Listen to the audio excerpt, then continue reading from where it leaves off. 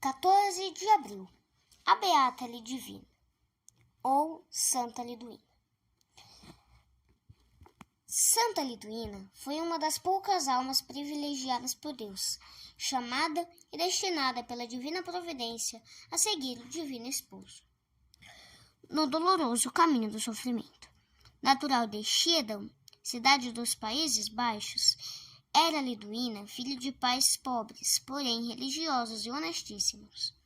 Desde a infância já se lhe notava o cunho de profunda religiosidade, manifestando-se numa admirável devoção à Santíssima Virgem.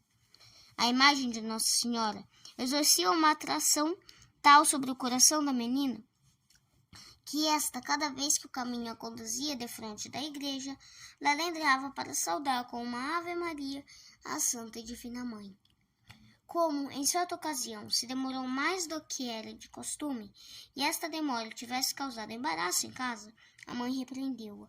Liduína desculpou-se com toda simplicidade, dizendo que Nossa Senhora tinha olhado com tanta ternura que se deixara ficar ao pé do altar.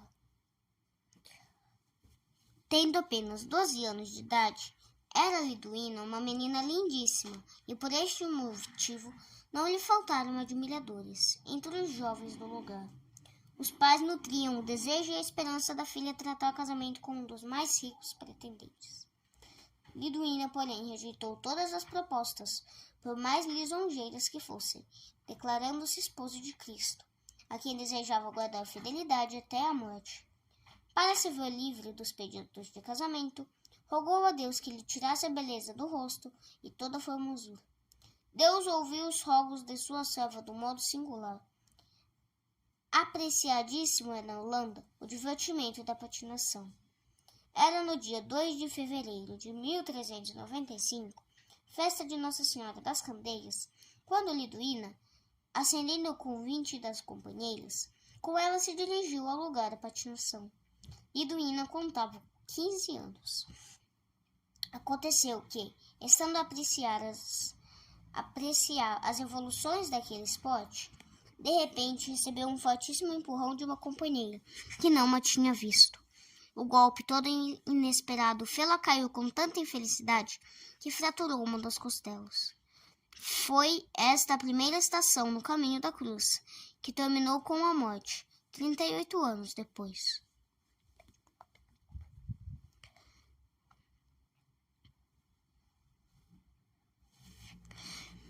Liduína teve de sujeitar-se aos mais dolorosos tratamentos durante aquele tempo todo, sem que a ciência médica tivesse conseguido aliviar-lhe a triste sorte. As dores generalizaram-se pelo corpo todo. Não havia órgão que estivesse funcionando normalmente.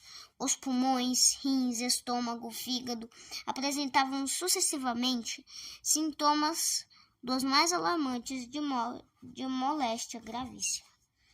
A insônia era-lhe companheira inseparável, passando a enferma quase sem alimentar-se.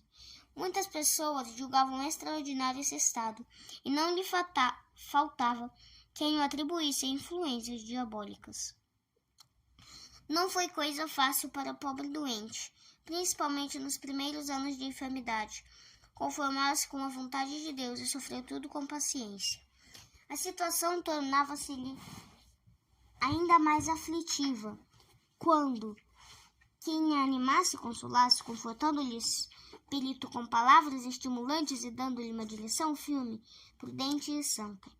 Além disso, a grande pobreza em que viviam os pais fez com que sofresse às vezes dolorosas privações das coisas mais necessárias.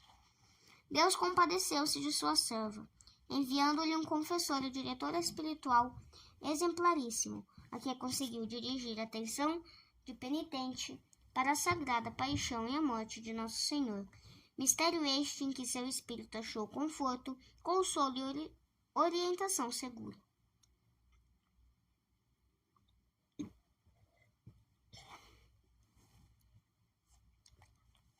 A meditação frequente da Sagrada Paixão e Morte de Nosso Senhor, bem como a comunhão frequente, causaram uma grande mudança nas ideias de Liduína.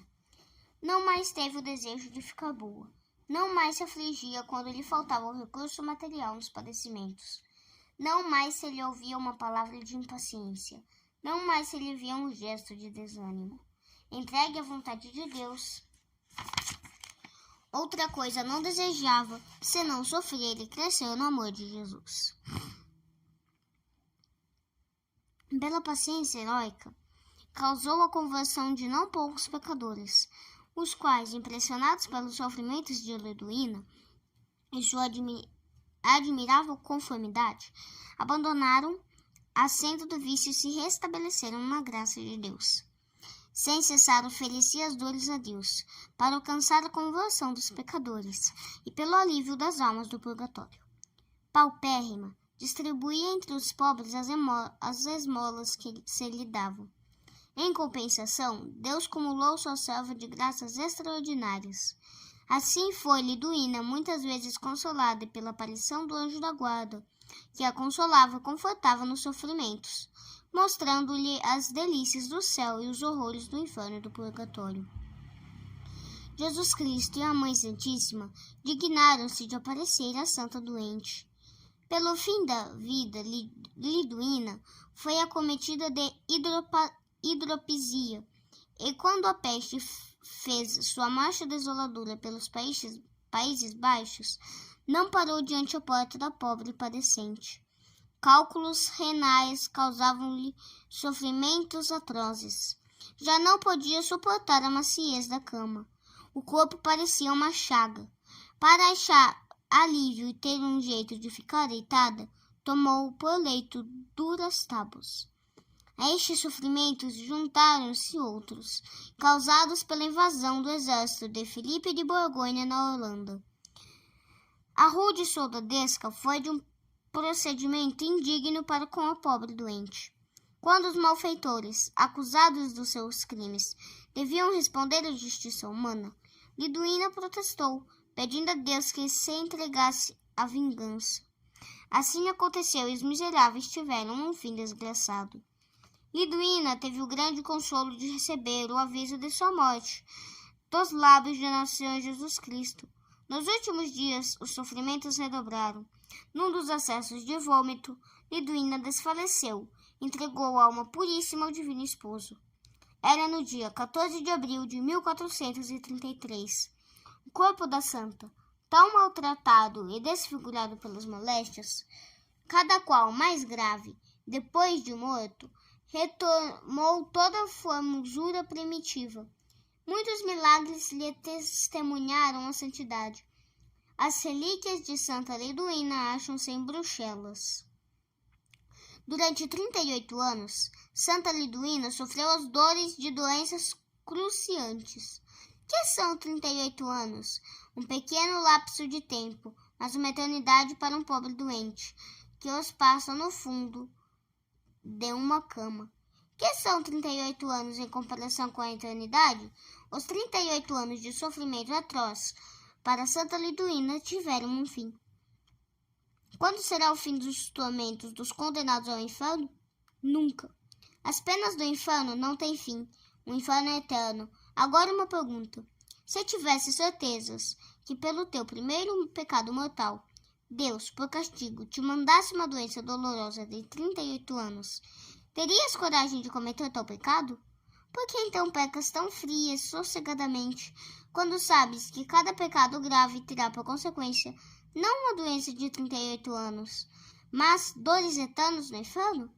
Talvez respondas que esperas poder dar plena satisfação a Deus pela prática de longas penitências. Os milhares e milhares de pecadores que agora estão no inferno não tiveram a mesma esperança, o mesmo desejo?